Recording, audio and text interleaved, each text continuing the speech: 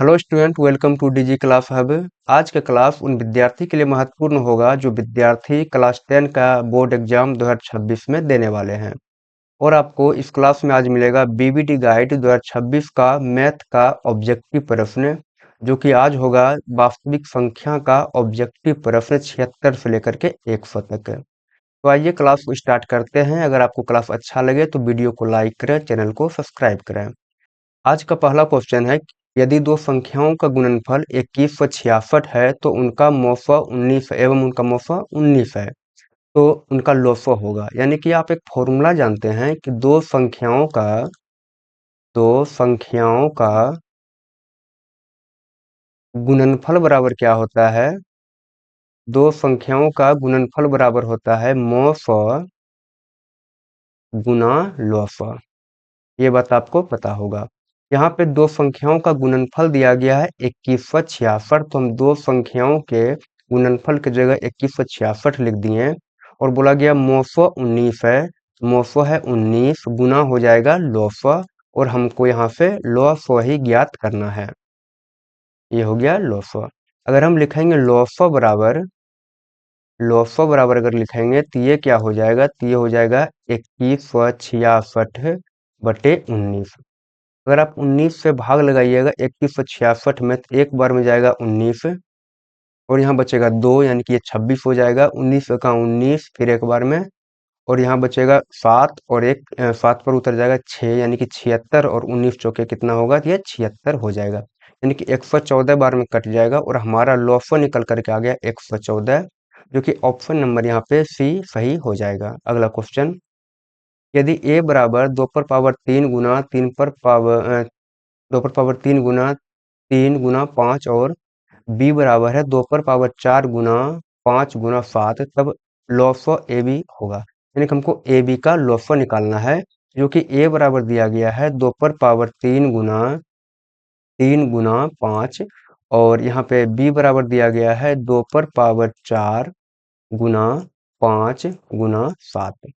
आप इसमें आपको ये निकालना होगा यहाँ से लॉसर। तो आप लॉसर निकालने के लिए एक बात याद रखिएगा, अगर यहाँ पे अभाज्य गुणनखंड दिया गया है, लॉसर निकालना है हमको, तो कैसे निकालेंगे। यहाँ पे सबको लेना है, यानी कि जितना भी आपको दिख रहा है सबको लेना है, लेकिन अधिकतम घात के साथ। इसका मतलब यहाँ देखिए 2 पर पावर 3 भी है और 4 भी है पावर में, हमको लेना है सबको, यानी कि लेना है सबको लेकिन अधिकतम घात के साथ लेना है। तो यानी कि 2 पर पावर अधिकतम कितना है, तो 4 है, तो हमको लेना है 2 पर पावर 4। उसके बाद गुना, अच्छा छोड़ना भी नहीं है किसी को, यानी कि गुना यहाँ देखिए 3 है तो 3 भी आ जाएगा। उसके बाद 5 है तो 5, देखिए यहाँ पे 2 गो 5 है, यहाँ पे दोनों का पावर 1 1 है, इसलिए यहाँ से एगो 5 हम ले लेंगे। और फिर 7 भी है, अकेला है, लेकिन इसको भी हम ले लेंगे, यानी छोड़ना किसी को नहीं है। अगर कोई कॉमन मिल रहा है तो उसमें अधिकतम घात वाले को हम लेंगे। अब इसको हम गुना कर देंगे, तो 2 दूना 4, 4 दूना 8, 8 दूना ये हो जाएगा 16 गुना 3 गुना 5 गुना 7। अगर आप इस सबको गुना कर दीजिएगा तो ये निकल करके आएगा कितना, ये निकल करके आएगा 1680, जो कि हमारा ऑप्शन नंबर डी सही आंसर हो जाएगा। लेकिन आप इसी में एक बात और याद रखिएगा, अगर आपको ए बराबर बी बराबर यही देगा, लेकिन आपको बोल देगा कि इसका मोसो निकालिए, तब आप क्या करिएगा। तो मोसो निकालने के लिए याद रखिएगा कि जो उभयनिष्ठ होगा उसको लेना है और कम घात वाले को लेना है। क्या बोले, जो उभयनिष्ठ होगा उसको लेना है और कम घात वाले को, यानी कम पावर वाले को लेना है। यहाँ देखिए दोनों में उभयनिष्ठ है, दोनों में से हमको लेना है किसको, तो कम घात वाले को, यानी कि 2 पर पावर 3 को लेना है। गुना, और देखिए 3 तो दोनों में नहीं है तो नहीं लेंगे। 5 है क्या दोनों में, हाँ 5 दोनों में है, दोनों के ऊपर घात एक ही है तो 5 यहाँ आ जाएगा। और ये 7 क्या कॉमन दोनों में मिला है, तो नहीं मिला, तो 7 को नहीं लेंगे। ये हो जाएगा 8 गुना 5, यानी कि 8 पंचे 40। अगर मौसम पूछता तो ये हो जाता 40। अगला क्वेश्चन, यदि m एक धनात्मक पूर्णांक है तो धनात्मक विषम पूर्णांक का रूप होगा। m क्या है, m है एक धनात्मक पूर्णांक। और यहाँ एक बार ऑप्शन पर नजर देखिए दीजिए और देखिए क्या, सब में देखिए 4m है, यहाँ भी 4m है, यहाँ भी 4m है। आप पहले 4m का पता लगाइए कि ये क्या है, ये सम है या विषम है, तो आपको पता चलेगा। अगर m एक पूर्णांक है, 4 से गुना किए, सम संख्या से गुना कर दिए हैं, तो ये जो होगा ये होगा सम। बाकी आप सिंपल तरीका से जान सकते हैं। अगर 4m में हम 2 से भाग लगाएंगे तो पूरा पूरा भाग लग जाएगा, इसका मतलब 4m क्या है, सम संख्या है। अच्छा, एक बात आप और भी याद रखिएगा, अगर कोई सम है उसमें अगर हम विषम संख्या को जोड़ देते हैं तो क्या होगा, तो वो जो निकल करके आएगा, तो ये निकल करके आएगा हमेशा विषम संख्या। क्या बोल रहे हैं, अगर सम में विषम को जोड़ देंगे तो क्या निकल करके आएगा, ये आएगा विषम संख्या। और याद रखिएगा, अगर सम में हम सम को ही जोड़ेंगे तो ये निकल करके आएगा सम संख्या। अब आप देखिए ऑप्शन में बोला कि हमको क्या, पहले कि धनात्मक विषम पूर्णांक का रूप क्या है। आप देखिए 4m पता चल गया, ये सम है, और 2 क्या होता है, सम होता है। अगर सम में सम को जोड़ेंगे तो ये तो सम हो जाएगा, तो ये तो होगा नहीं। और ये भी देखिए सम में सम को जोड़ा गया, ये भी नहीं होगा। और यहाँ सी नंबर में देखिए आप, सम में एक यानी कि एक क्या होता है, एक होता है विषम संख्या। तो सम में विषम को जोड़ा गया है, इसका मतलब ये क्या आएगा, विषम संख्या हो जाएगा, ये विषम पूर्णांक है, यानी ऑप्शन नंबर सी सही आंसर हो जाएगा। अगला क्वेश्चन, निम्नलिखित में कौन सा अपरिमेय संख्या है। तो हमको ढूंढना है कि कौन सा अपरिमेय संख्या है। तो अपरिमेय संख्या किसको बोलेंगे, जिसका कि पूरा पूरा रूट ना निकले, रूट खत्म ना हो, उसको बोलते हैं अपरिमेय संख्या। क्या रूट 17 का वर्गमूल पूरा पूरा निकलेगा, तो नहीं निकलेगा, तो ये क्या हो जाएगा, अपरिमेय संख्या, ऑप्शन नंबर ए। बाकी आप अगर निकाल करके देखिएगा तो 100 का वर्गमूल आ जाएगा कितना, 10, ये परिमेय संख्या है। 4 का वर्गमूल आता है 2, तो ये हो जाएगा परिमेय संख्या। और यहाँ पे 16 का वर्गमूल आएगा 4 प्लस 25 का वर्गमूल आएगा 5, यानी कि आ गया 9, ये भी क्या है, परिमेय संख्या है। तो हमसे जो पूछा था रूट 17 हो जाएगा वो परिमेय संख्या। अगला क्वेश्चन, पाई बाय 3 है। यहाँ देखिए हम बताए थे आपको पहले भी कि ये पाई क्या होता है, पाई होता है अपरिमेय संख्या। पाई क्या होगा, अपरिमेय, अपरिमेय संख्या। एक बात और आप यहाँ से याद रखिएगा, अगर हम अपरिमेय संख्या में, अगर अपरिमेय संख्या में परिमेय संख्या से भाग लगा दें, अपरिमेय में अगर हम परिमेय संख्या से भाग लगा दें और वो परिमेय संख्या 0 नहीं होना चाहिए, तो जो निकल करके आएगा वो हमेशा आएगा अपरिमेय संख्या। ये बात आप बिल्कुल याद रखिए, अगर हम अपरिमेय संख्या में परिमेय संख्या से भाग लगा देंगे तो हमेशा निकल करके आएगा अपरिमेय संख्या। तो पाई देखिए क्या है, परिमेय है, अपरिमेय है, और 3 क्या है, परिमेय है। अपरिमेय में अगर परिमेय से हम भाग लगाएंगे तो ये निकल करके आएगा अपरिमेय संख्या। अगला क्वेश्चन, एक अशून्य परिमेय और अपरिमेय संख्या का गुणनफल। परिमेय संख्या अगर कोई परिमेय संख्या है, अगर हम उसका गुना कर देंगे अपरिमेय संख्या से, अगर उसको गुना कर देंगे अपरिमेय संख्या से, तो जो निकल करके आएगा वो निकल करके आएगा हमेशा अपरिमेय संख्या, हमेशा अपरिमेय संख्या निकल करके आएगा। लेकिन एक बात याद रखिएगा, ये जो परिमेय संख्या होगा ये क्या होना चाहिए, तो ये 0 नहीं होना चाहिए। तब क्या होगा, परिमेय संख्या और अपरिमेय संख्या का गुणनफल आएगा अपरिमेय संख्या। ऑप्शन नंबर बी सही आंसर हो जाएगा। अगला क्वेश्चन, 96 का अभाज्य गुणनखंड क्या होगा। हमको निकालना है 96 का अभाज्य गुणनखंड, तो आप सिंपल है, आप इसको निकाल सकते हैं। अगर 2 से यहाँ पे लगाएंगे भाग तो ये हो जाएगा 4 और ये हो जाएगा 8, 48। फिर लग जाएगा 2 से तो ये हो जाएगा 24। फिर लगाएंगे 2 से तो ये 12 है। फिर लग जाएगा तो ये 6 हो जाएगा। फिर 2 से लगाएंगे तो ये हो जाएगा 3।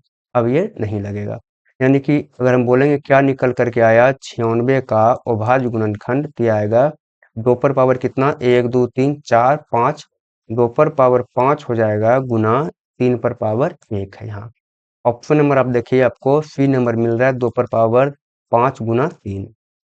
अगला क्वेश्चन बोला गया है 5005 के कितने अभाज्य गुणनखंड हैं, यानी कि हमको 5005 का निकालना होगा अभाज्य गुणनखंड। तो आप निकालिए 5005 का अभाज्य गुणनखंड।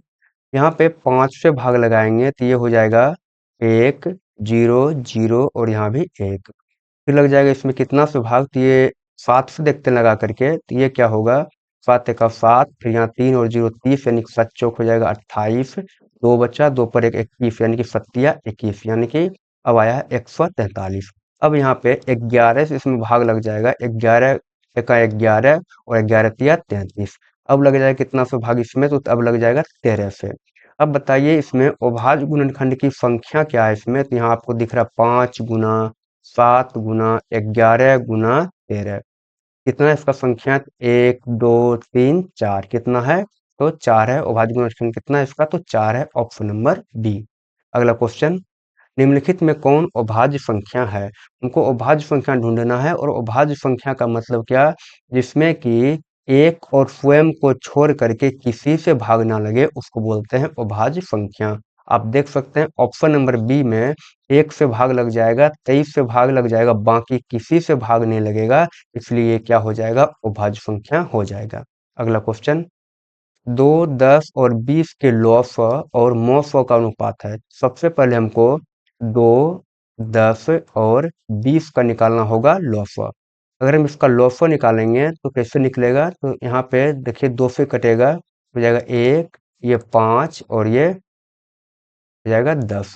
अब ये 5 से लग जाएगा भाग, 5 से लग जाएगा तो ये होगा 5 का 5 और 5 दूना 10। अगर बात करेंगे कि लॉ क्या निकल कर आया इसका, तो ये आएगा 2 गुना 5 गुना 2, यानी कि 5 गुना 10 गुना 2, यानी कि आ गया कितना, 20 आ गया है। अब हमको निकालना है मौफा। अगर हम मौफा निकालेंगे तो अब क्या करना होगा मौफा के लिए, तो 2 और 10 का पहले निकाल लीजिए, तो 2 से भाग लगाइए 10 में, कितना बार में जाएगा, तो ये 5 बार में कट जाएगा 10, यानी कि यहाँ से खत्म हो गया। अभी तक लग रहा है हमको पता चल रहा है कि 2 इसका मौफा होगा, लेकिन अब इस 2 से एक और जो संख्या 20 लिखा गया उसमें भी भाग लगा कर देखिए लगता है या नहीं लगता है। 2 से भाग लगा दिए तो ये लग गया 10 बार में, ये 20 पूरा का पूरा क्या हो जाएगा, खत्म हो जाएगा। इसका मतलब ये क्या हो गया कि इसका मॉफ निकल करके आया, इसका मॉफ निकल करके कितना आ गया है, तो 2 आ गया। क्यों, क्योंकि अंतिम भाजक को ही मॉफ बोलते हैं।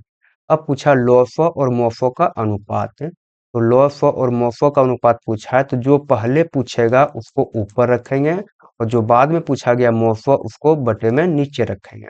इतना बात आपको समझ में आ गया होगा।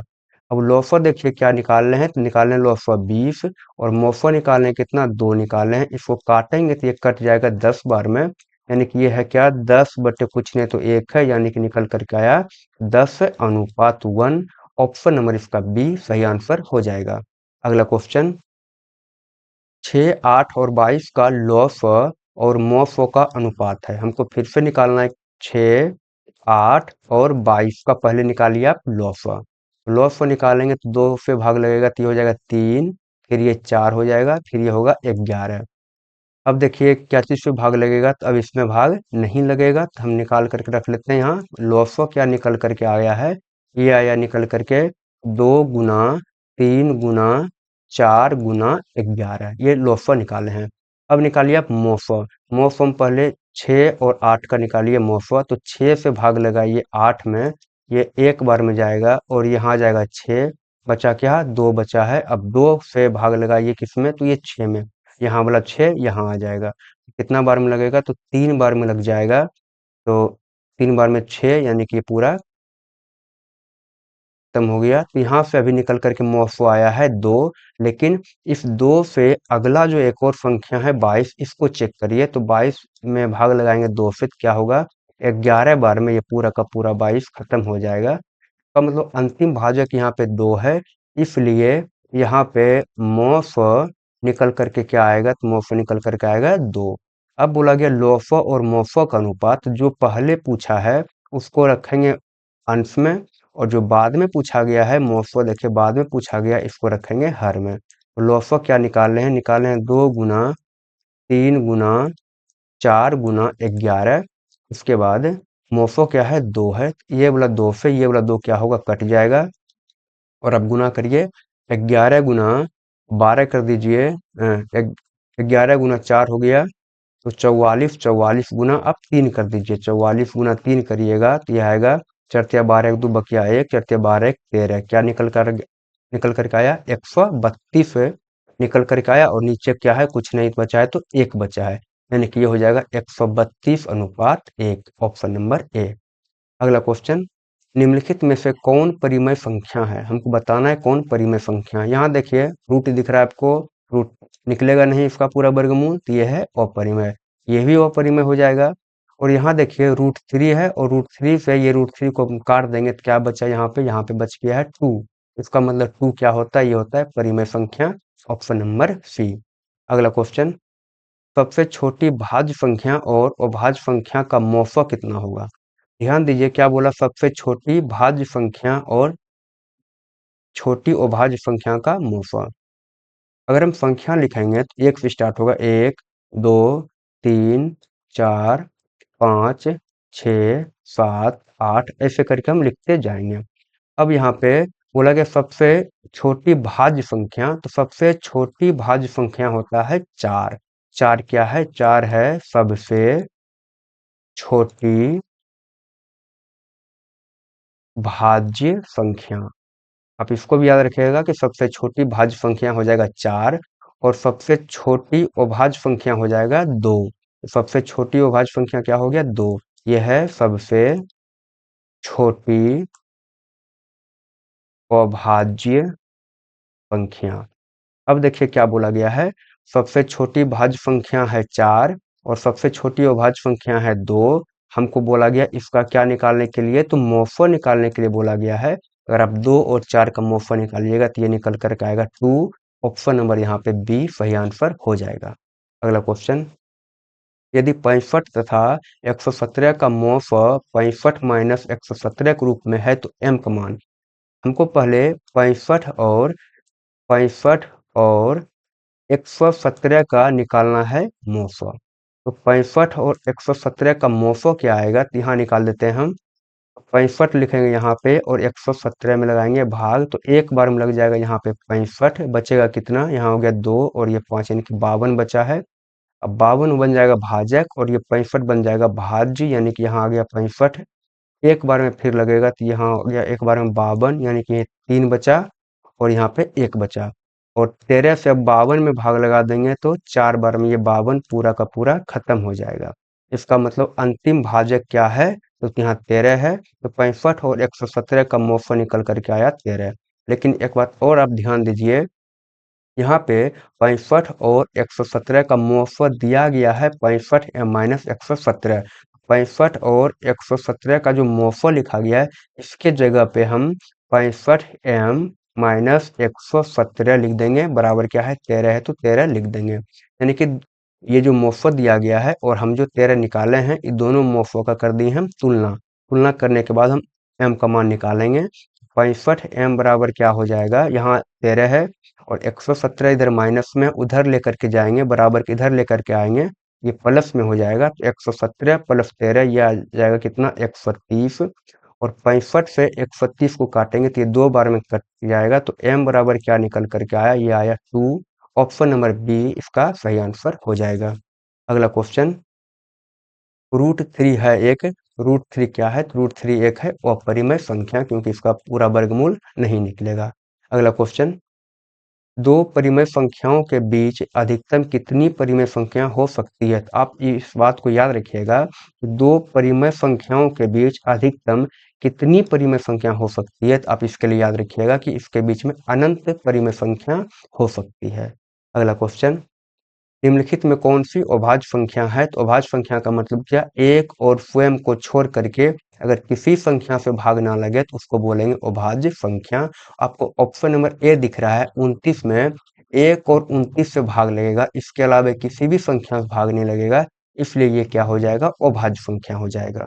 अगला क्वेश्चन, निम्न में कौन परिमेय संख्या है, हमको बताना है परिमेय संख्या है, तो ये क्या है, √5 रूट में है तो ये है अपरिमेय संख्या। ये भी √3 है तो अपरिमेय संख्या।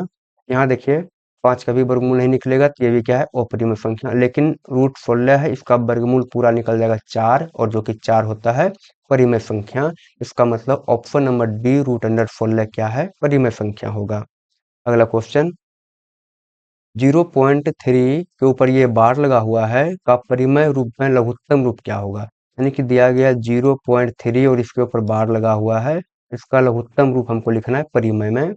यहाँ पे जो पॉइंट के पहले जो दिया गया है जीरो जैसे है, तो इसको बनाते हैं पूर्णांक, और जिसके ऊपर रेकरिंग लगा होता है इसको लिखते हैं ऊपर, यानी जिसके ऊपर बार लगा होता है बार को हटा करके लिख देते हैं 3 ऊपर। उसके बाद अगर यहाँ से रेकरिंग या बार को हटाए हैं तो इसके लिए एक अंक अगर है तो इसके लिए एगो 9 आ जाएगा। अब यहाँ से पूर्णांक को खत्म कर दीजिए तो 9 गुना 0 तो 0, 0 प्लस 3 कर दीजिए तो ये आएगा 3 और बट्टे क्या आएगा 9 और काटिएगा 3 तिया 9, 3 बार में कट भी जाएगा यानी कि निकल कर के आया 1/3, जो कि ऑप्शन नंबर सी सही आंसर हो जाएगा। अगला क्वेश्चन, 7+3√2 है तो 7+3√2 ये क्या है? तो √2 में अगर ये संख्या है तो √2 का ये रूट हम खत्म नहीं कर सकते हैं, इसलिए ये क्या हो जाएगा? अपरिमेय संख्या। अगला क्वेश्चन, यदि p तथा q दो अभाज्य संख्या है तो उनका मोफा। आपको बताए हैं हम पहले भी कि दो अभाज्य संख्या